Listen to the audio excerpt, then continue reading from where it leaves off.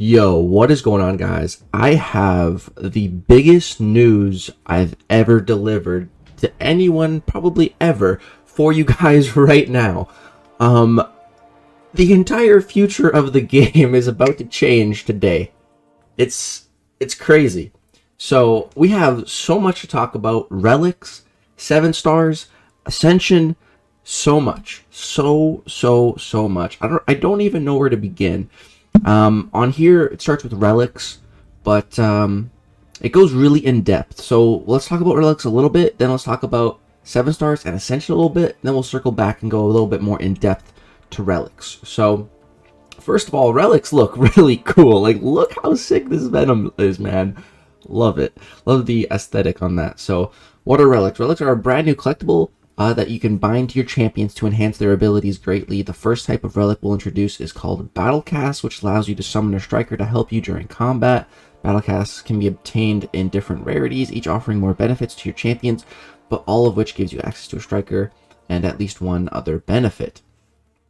So there's ability slots. There's a lot to talk about here with Relics, and we'll come back to them, and we have a nice example with Venom here. This is kind of what it's going to look like in game. I think it looks really nice. And we have some examples as well that we're going to jump into. So real quick, let's talk about a couple other notes about Relics. So Prestige.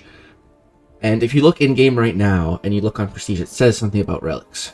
So your account's prestige will now be combined of the base rating of your top 5 champions and your top 5 relics, regardless of who they're bound to. Usability, Battlecast can be used on attack, but we are looking into new relic types in the future that specialize in defense or special attacks.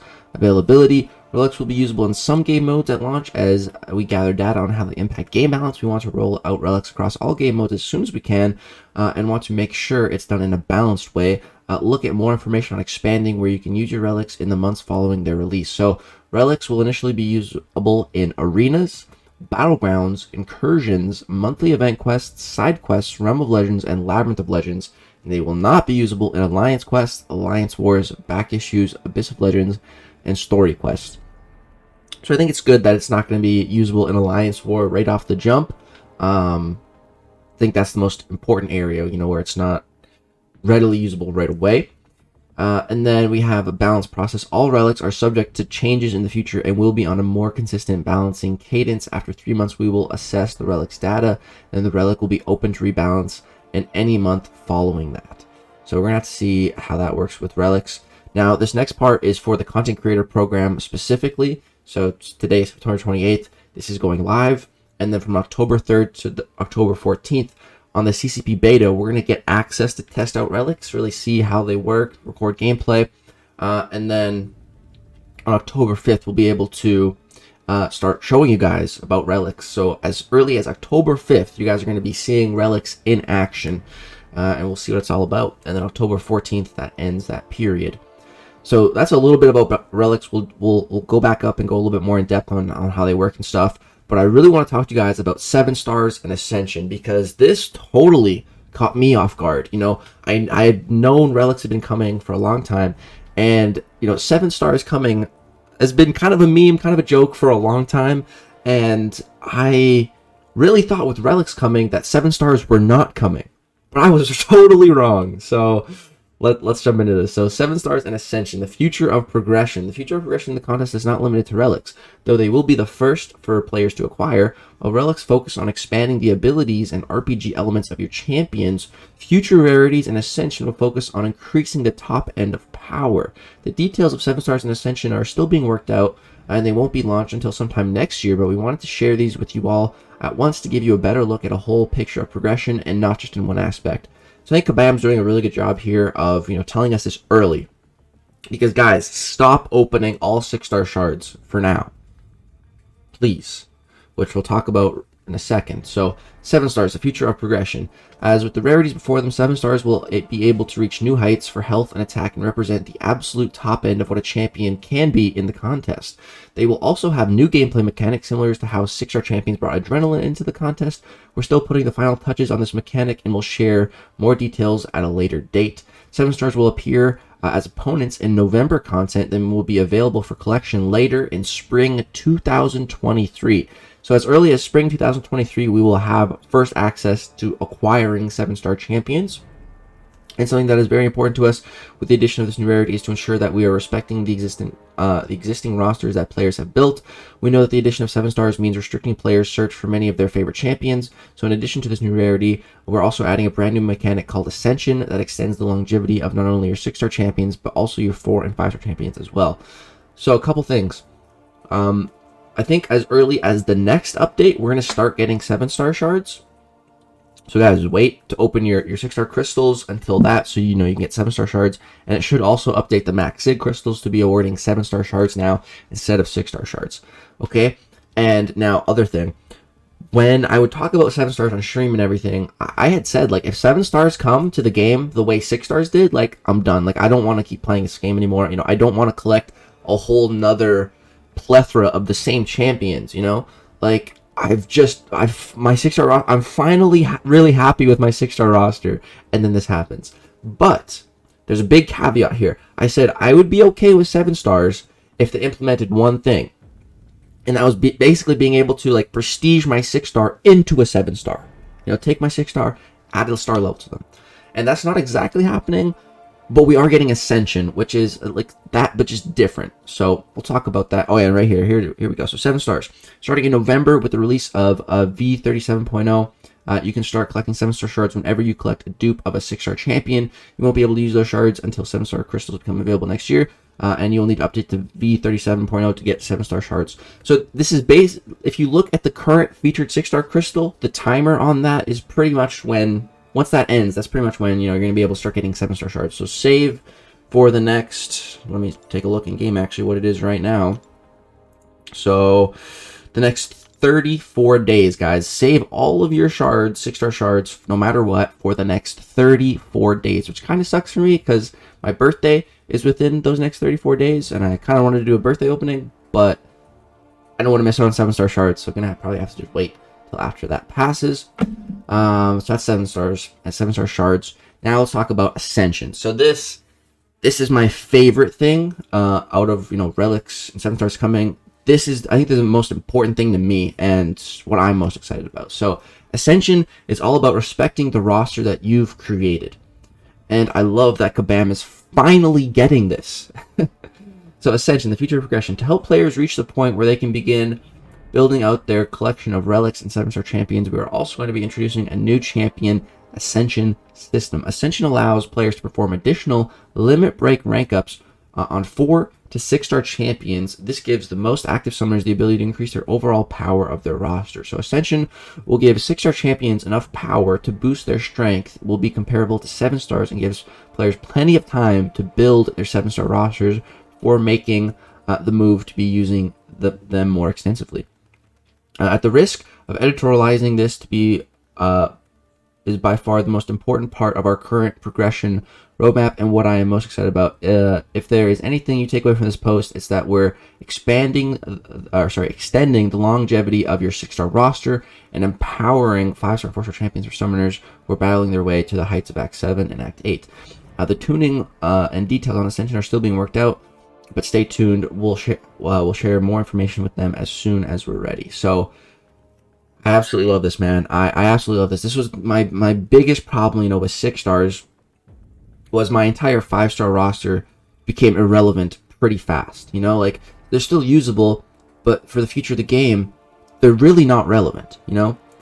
And relevancy is extremely important. So by giving us Ascension, you know, we'll be able to, currently the highest level of power right now is 6-star rank 4s, and that's already starting to ramp up a lot. You know, as we've seen in 8.1, giving a 3 to 4 rank up gem, also giving a 6-star awakening gem, giving a lot of 6-star shards, and 6-star shards in general have just been coming in a lot more regularly, and it's been clear as day. So I'm kind of mad at myself that I didn't see 7 stars coming, because now that I know, like, I see the signs now. I just wasn't reading them correctly. But yeah, they've given us such an influx of 6-star materials and everything. I just feel dumb for not realizing 7 stars are coming sooner. But I really love Ascension because, you know, the next level of power for us is 6-star rank 5s. So then we're going to reach 6-star rank 5 Sig 200. And that might be comparable to like maybe a rank 2 7-star. That's currently how it is, with a maxed out 5-star being about equivalent to a rank 2 6-star. So let's say, we get 6 stars to rank 5, and then they're equivalent to, let's say, a rank 2 7-star. That's great, but then as soon as we get 7-star rank 3s, 6 stars will start to become irrelevant. But if we take a 6-star rank 5 champion and then ascend them, and I don't know how the power levels are going to correlate, but let's just say, for example, a ascended maxed out 6-star is about equivalent, maybe a little less than a 7-star rank 3, but basically the same. I would be very happy with that. And 6 stars would stay relevant for a very long time, pretty much until we got rank 4 7 stars, if this is the case. And again, we're on rank 4 6 stars right now, and it took years from 6 stars releasing to get to the rank 4 level. So with Ascension, it feels like 6 stars will still be relevant for a long time. Kabam seems to be respecting our rosters more, and really, really love that. Really love this whole idea of Ascension. And yeah, I think this is so great. So why all 3? It's a great question. One of the ideas we've seen floating around the community is that Relics would replace 7 stars, or 7 stars won't be coming for a while if Relics, because Relics would offer this the stats advantage that 7 stars have over 6 stars. Exactly what I thought. Relics are designed to be all about enhancing RPG elements on champions, and it's important for us to have important to us that they have the flexibility to do that. In MCC, additional rarities are where we boost the stats of champions, adding more attack, health, which are very important. 7 stars will offer that, extending the life of the contest and providing players with even more powerful champions to tackle existing challenges. And I think this is needed to a certain extent because, as 6-star shards become more and more available, 6-star crystal openings start to become devalued and just not as enjoyable or as exciting. And as an MCC YouTuber, crystal openings are one of the easiest videos to make, and they typically do the best as well. So from a career standpoint of, this being my job, I think that is going to be a big positive of having, 7-star chart openings. It's going to be very hype. And, relic openings, or however it's going to work. Yeah. So again, why all 3? Future progression. Ascension is a new concept to the game designed to elongate the life of a summoner's existing roster, as well as provide power boost to summoners who are working towards the end game but feel like they're stuck waiting for that next rank of power. When we released 6-star champions a few years ago, players told us that the shift felt abrupt and like a roster reset. This time we wanted to make sure that we're respecting your existing roster and want to give you a way to continue using your existing champions while you start to collect and rank your 7 stars. By offering summoners a path to further powering up their existing top champions with Relics and Ascension, we're giving you a way to keep playing with your existing roster and content that is more geared towards higher rarity champions, even if you don't have many yet, then being able to shift that Relic power up to your 7-star roster as it builds up in the future.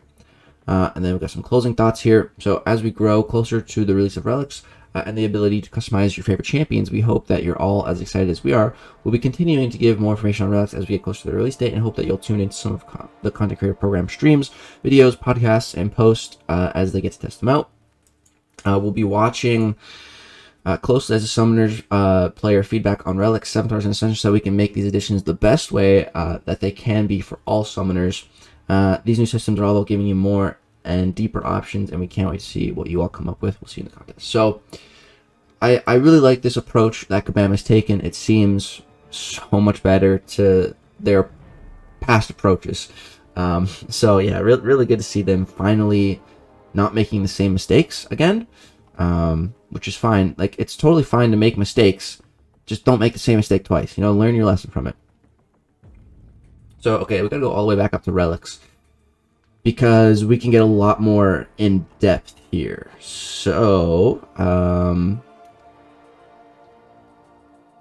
yeah, I don't think I read any of this. So Relics will offer you several different components, each providing different benefits with which it optimizes your champion's abilities. Each increasing rarity will either provide more components or better components. So Striker. Every battlecast will give you a Striker. Champions bound to the Relic will gain access to a Striker gauge, which they can fill through hits and strikes. Once filled, you can tap it to summon a striker who will perform a combo that you can chain onto with your combo or special attack. And we've seen strikers before. It's basically like another champ. Like, for example, I think I remember having a Gambit striker. So, you know, it's a little thing like right above your power meter. It's like another button you can press. And then, like, if it's a, you know, Gambit will come in, do a combo, and then, you know, you can combo off that.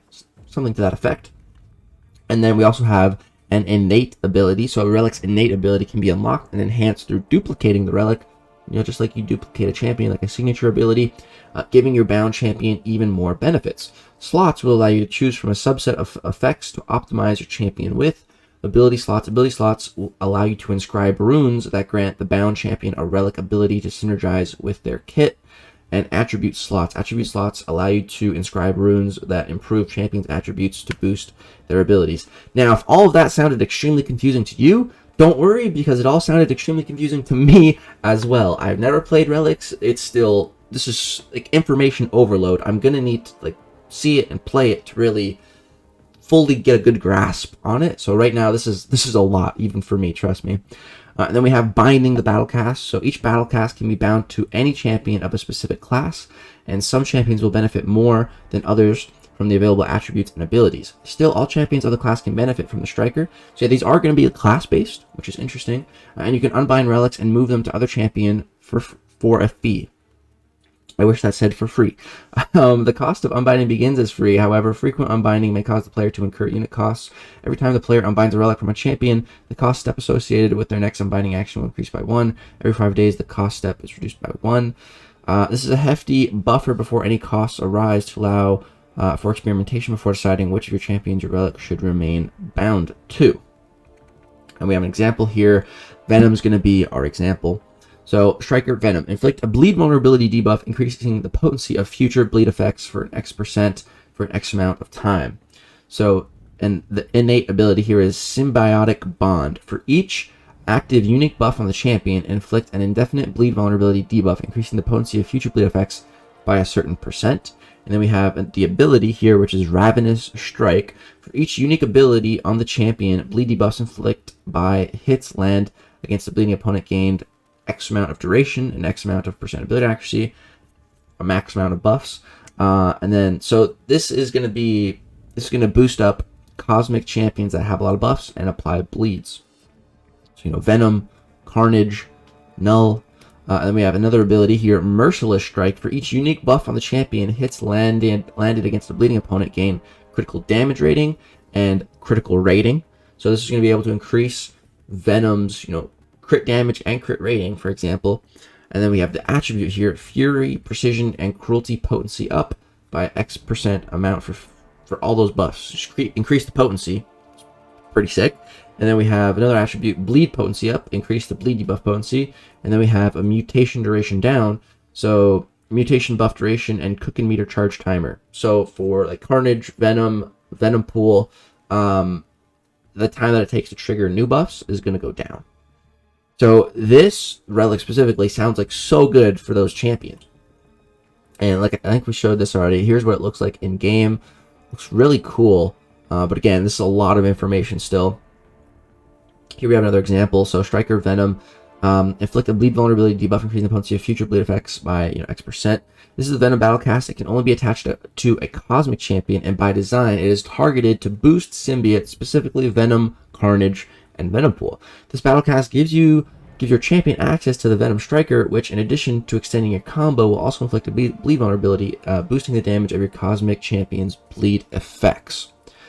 And so, like, this is really cool. This is really cool, man. This is crazy. This is gonna change everything for the future of the game, man.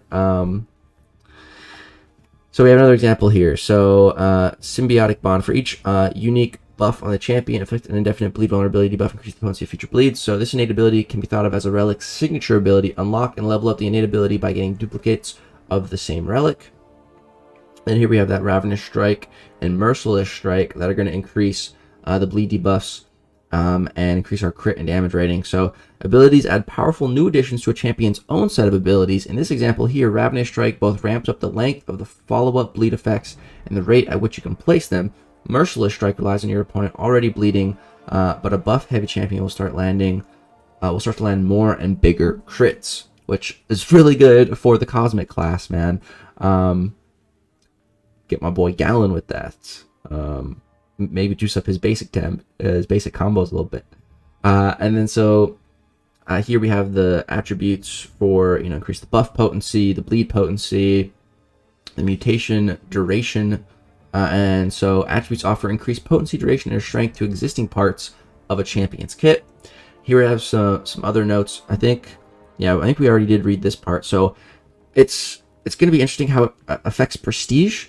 I'm not sure. But I really hope that with another thing affecting prestige, that we see prestige be more important outside of just Alliance Quest. Because right now, Alliance Quest is essentially irrelevant. It's very outdated. No one likes it. And yeah, I still do it at the highest level still. Because, why not? I don't mind doing it. Because I still want those rewards, even if they're not what they should be. But I would really like prestige to matter in other areas of the game. And then maybe I'd be more inclined to rank up prestige champions. But right now, with it only being Alliance Quest, I really don't care what my prestige is. It's good. I still got it high to help my alliance, but it really doesn't matter too much outside of that. And yeah, like we said, October 5th, I'll have some Relic gameplay for you guys with all different kinds of relics affecting all kinds of different class types. So it's going to be cool. This was only an example for mainly cosmic symbiotes. And so there could still be other cosmic relics, that boost other types of cosmic abilities and stuff like that. The possibilities are endless with relics. And it's crazy. So yeah, guys, that is going to do it for this video. We talked about a lot. 7 stars, Ascension, Relics. I think the future of the game is looking really bright at this point, as long as, these things are executed well. And it seems like Kabam is listening better to the community. So hopefully we can make these changes all land.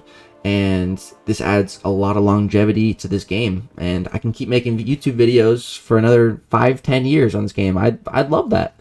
I really hope that's what happens. I love my job, honestly. I'm lucky. I'm so lucky. I got my dream job. I love this game. I get to make content on it every day.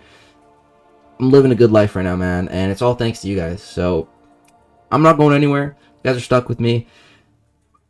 And it's going to be very interesting to see the future of this. And it seems like Battlegrounds is going to be the way to get a lot of these relics early on, placing high in Battlegrounds. So next season of Battlegrounds, depending on how the roars are looking, we might go super hard. I'm very excited for the future of this game and everything to come. My personal favorite thing is probably Ascension. Very interested to see how that works and, how much stronger I can make a 6-star rank 5 be once I send them. I'm so excited for that. But that's going to do it for this video, guys. I'm so excited to read the comments, so excited to see how the community reacts. It's going to be really bad. It's going to be really good. I don't know. Everything changes today, guys. Everything. And remember, save your shards so you can get 7-star shards, your 6-star shards. That's going to do it for this video. Drop a like if you enjoyed all the information. Subscribe if you want to see more content, more about relics, more about 7 stars. We're going to have a fat 7-star opening next year for sure. That's going to do it. Thanks so much for watching. Peace out.